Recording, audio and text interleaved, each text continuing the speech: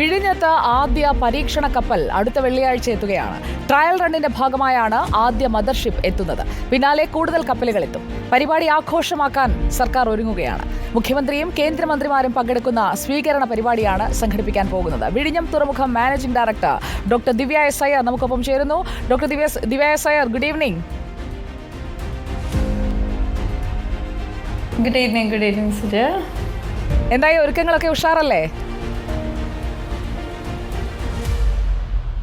അതെ, തീർച്ചയായിട്ടും എല്ലാവരും ഒരു സ്വപ്ന സാക്ഷാത്കാരത്തിൻ്റെ ഒരു മുഹൂർത്തത്തിലാണ്. അപ്പോൾ തീർച്ചയായിട്ടും പ്രയത്നത്തിൻ്റെ ഫലം കണ്ടതിൻ്റെ സംതൃപ്തിയിലുമാണ്. വിഴിഞ്ഞം തുറമുഖം ഒരുപാട് വിവാദങ്ങളിലൂടെ കടന്നുപോയതാണ്. തിരുവനന്തപുരത്തുണ്ടായിരുന്ന ഡോക്ടർ ദിവ്യയ്ക്ക് അത് നേരിട്ട് പലപ്പോഴും വാർത്തകളിലുമൊക്കെ കണ്ടിരുന്നതാണ്. പിന്നീട് കളക്ടറായി മറ്റ് ജില്ലകളിലേക്കൊക്കെ പോകുന്നു. ഇപ്പോൾ തിരിച്ച് വിഴിഞ്ഞം തുറമുഖത്തിൻ്റെ MD ആയി വന്ന് ആ കസേരയിൽ ഇരിക്കുമ്പോൾ അതിൻ്റെ ഒരു സാക്ഷാത്കാരത്തിൽ അത് നേരിട്ട് നിയന്ത്രിക്കുന്നതിന്, അതിൻ്റെ കാര്യങ്ങളിലൂടെയൊക്കെ കടന്നു പോകുന്നതിന് കഴിയുമെന്ന് എപ്പോഴെങ്കിലും ഡോക്ടർ ദിവ്യ എസ് അയ്യർ ആഗ്രഹിച്ചിരുന്നോ, അങ്ങനെ കരുതിയിരുന്നോ?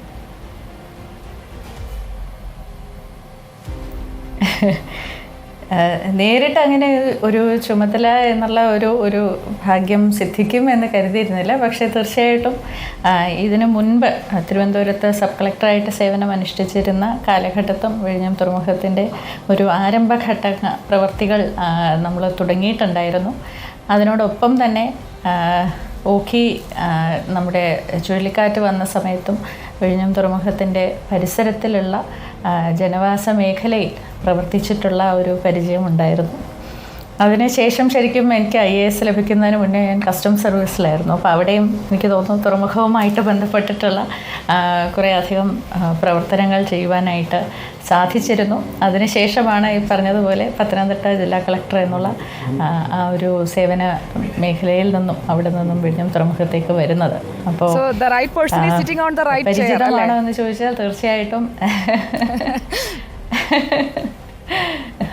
എല്ലാം ഒരു നിയോഗം എന്ന് ഞാൻ കാണുന്നുള്ളൂ. തീർച്ചയായും. Okay, doctor Divya S Iyer, മുഖ്യമന്ത്രി അടക്കം പങ്കെടുക്കുന്ന വലിയ ചടങ്ങാണ് സ്വാഗത സംഘ രൂപീകരണം. അതൊക്കെ പൂർത്തിയായോ? തുറമുഖ മന്ത്രി VN വാസവനൊക്കെ എത്രത്തോളം വലിയ ആവേശത്തിലാണ് ഈ പരിപാടികൾക്കായിട്ടൊക്കെയുള്ള ഒരുക്കങ്ങളൊക്കെ നടത്തിക്കൊണ്ടിരിക്കുന്നത്?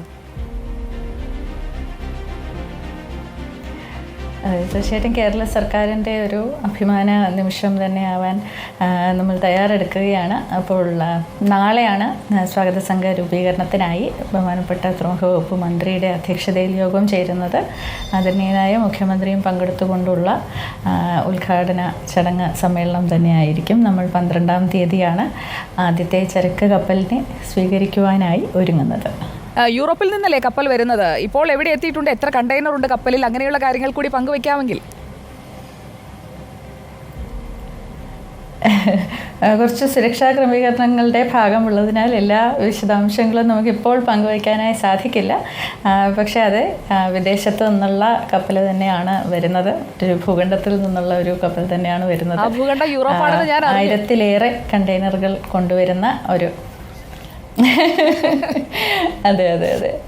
അപ്പോൾ 1000-ലേറെ കണ്ടെയ്നറുകൾ കൊണ്ടുവരുന്ന കപ്പലായിരിക്കും ആദ്യം നമ്മൾ സ്വീകരിക്കുക നമ്മുടെ തുറമുഖത്തിൽ. അതിനുശേഷം അതിലും വലിയ കപ്പലുകളെ സ്വീകരിക്കാനുള്ള തയ്യാറെടുപ്പും കൂടി നടക്കുകയാണ്. ഇപ്പോൾ ഈ ഇറക്കുമതി കയറ്റുമതി അതിനുള്ള കസ്റ്റംസ് അനുമതിയൊക്കെ കിട്ടിക്കഴിഞ്ഞു. സെക്ഷൻ 7A പ്രകാരമുള്ള അംഗീകാരം വിഴിഞ്ഞത്തിന് കിട്ടിക്കഴിഞ്ഞു.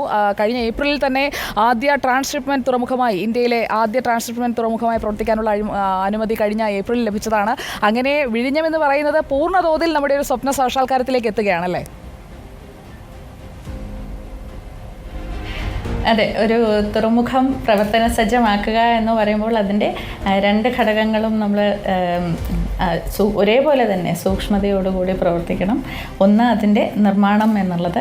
ഇപ്പോൾ നിർമ്മാണ പ്രവർത്തനങ്ങൾ നമ്മൾ പൂർത്തീകരിക്കുന്നതിനോടൊപ്പം തന്നെ അതിൻ്റെ നിയമസാധുത എന്നുള്ളതും നമ്മൾ അതിൻ്റെ ഓരോ കടമ്പകളായി പൂർത്തീകരിച്ചുകൊണ്ട് വരികയായിരുന്നു. ഈ പറഞ്ഞതുപോലെ നമുക്ക് ISPSൻ്റെ കോഡ് ലഭിച്ചിരുന്നു നേരത്തെ.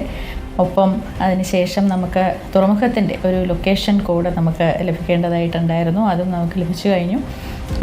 അതിനുശേഷം നമുക്ക് കേന്ദ്രത്തിൽ നിന്നുമുള്ള DG ഷിപ്പിങ്ങിൻ്റെ, ഡയറക്ടർ ജനറൽ ഓഫ് ഷിപ്പിങ്ങിൻ്റെ അവരുടെ പരിശോധനയ്ക്ക് ശേഷമുള്ള അവരുടെ അനുമതിയും ലഭിച്ചിട്ടുണ്ട്.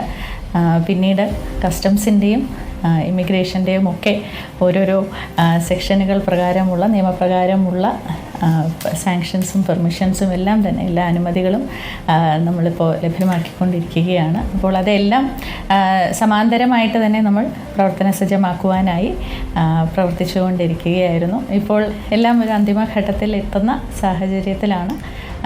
ആദ്യത്തെ ചരക്ക് കപ്പൽ വാണിജ്യത്തിനായി ട്രാൻസ്ഷിപ്മെൻറ്റിനായി ആദ്യത്തെ മദർഷിപ്പ് നമുക്കിപ്പോൾ വിഴിഞ്ഞം തുറമുഖത്തിൽ നങ്കൂരമിടാൻ പോകുന്നത് അടുത്തയാഴ്ച. അപ്പോൾ ഈ സന്തോഷ വേളയിൽ, അതായത് കപ്പലെടുക്കുമ്പോൾ ഒരു സന്തോഷം ഉണ്ടാകുമല്ലോ, ആ സന്തോഷത്തിൽ ഡോക്ടർ ദിവ്യ എസ് അയ്യരുടെ ഒരു പാട്ട് വേണമെന്നൊക്കെ പലരും ഇങ്ങനെ ആവശ്യപ്പെട്ടുകൊണ്ടിരിക്കുകയാണ് ഈ സന്തോഷം പങ്കിടാൻ.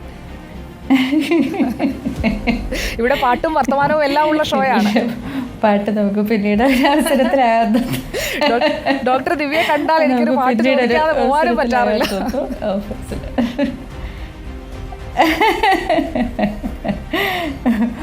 നമുക്ക് അടുത്തൊരു മുഖാമുഖത്തിലാവാൻ തോന്നുന്നു പാട്ട്. അപ്പൊ കപ്പലെടുക്കുന്നതിൽ പാട്ടില്ല? കപ്പലിലുണ്ട് ആ കുപ്പായക്കാരെന്നുള്ള പാട്ടൊക്കെ ചിലർ ആവശ്യപ്പെടുന്നുണ്ട്. ഇപ്പോഴത്തേക്കില്ല നമുക്ക്.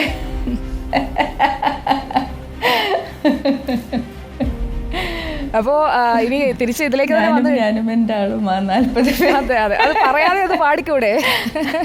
അത് എല്ലാവരും ചേർത്തുള്ള ആഘോഷമല്ലേ കപ്പലെടുക്കുമ്പോൾ, ആ ഒരു സന്തോഷം.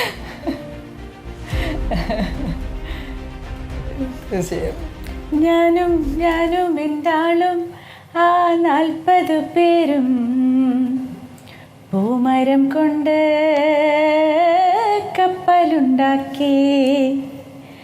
ഞാനും എൻ്റെ ആളും ആ 40 പേരും പൂമരം കൊണ്ട് കപ്പലുണ്ടാക്കി. കപ്പലിലാണോ ആ കുപ്പായക്കാരി പങ്കായം ഞാനൊന്നു നോക്കി. അപ്പൊ എന്തായാലും ആ കപ്പലെടുക്കാനായി കാത്തിരിക്കുമ്പോൾ ഒരു ഉഷാറായില്ലേ? കപ്പലിനെ കുറിച്ചൊക്കെ ആയിരിക്കും ചോദിക്കുക, കുറെ ചോദ്യങ്ങളൊക്കെ ഉണ്ടാകും. അപ്പോൾ അവിടുത്തെ പ്രതിഷേധമൊക്കെ ആയിരിക്കും, അതൊക്കെ കരുതിയാണ് വന്നതല്ലേ? ഇല്ല, ഇപ്പോൾ എല്ലാം നമ്മളെല്ലാവരെയും ഒത്തുചേർത്തുകൊണ്ട് എല്ലാവരുടെയും പങ്കാളിത്തത്തോടു കൂടി സന്തോഷപൂർവ്വമാണ് ഈ ഒരു സ്വീകരണ ചടങ്ങിലേക്ക് നമ്മൾ പോകുന്നത്. അപ്പോൾ തീർച്ചയായിട്ടും വിഴിഞ്ഞത്തിൻ്റെ സ്വന്തം കുടുംബങ്ങൾക്കും അവിടുത്തെ പ്രദേശവാസികൾക്കും ഒപ്പം തിരുവനന്തപുരത്തുകാർക്കും കേരളത്തിനും ഇന്ത്യക്കുമൊക്കെ അഭിമാനഭാജനമാകുവാനായി നമ്മൾ തയ്യാറെടുക്കുകയാണ്. അതുകൊണ്ട് എല്ലാവരുടെയും പങ്കാളിത്തം ഒരിക്കൽ കൂടി അഭ്യർത്ഥിച്ചുകൊള്ളുന്നു. ഉറപ്പായും. അപ്പോൾ all the best doctor Divya S Iyer. വിഴിഞ്ഞം തുറമുഖം MD എന്ന നിലയിൽ ഈ ഒരു അസൈൻമെന്റിൽ ഡോക്ടർ ദിവ്യ തിളങ്ങുമെന്നുള്ളത് ഉറപ്പാണ്. ആദ്യ കപ്പൽ അടുക്കുന്നത് പോലെ പിന്നെ അങ്ങോട്ട് ഉഷാറാകട്ടെ, അങ്ങ് അടിച്ച് കയറി വാ എന്ന് നമ്മൾ നല്ലൊരു ആശംസ നേരുകയാണ്. Thank you so much. Thank you so much for joining on our show. Good evening with Sujaya Parvati.